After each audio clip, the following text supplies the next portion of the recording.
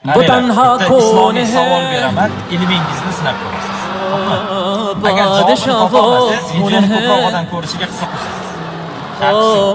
Savolni eshiting.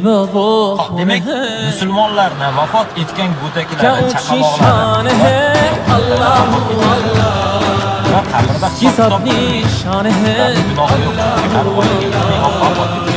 Yosh bolalar va go'daklar va jannatda ota-onalari bilan uchrashadimi, uchrashmaydi.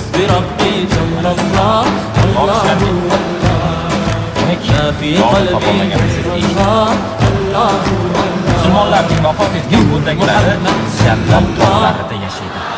To ular qiyomat kuni ota-onalari bilan uchrashgunga qadar Ibrohim alayhissalom va ayollari Sora eder gunohi Allohu alamin podshohi Alloh jannatda Ibrohim yuraklar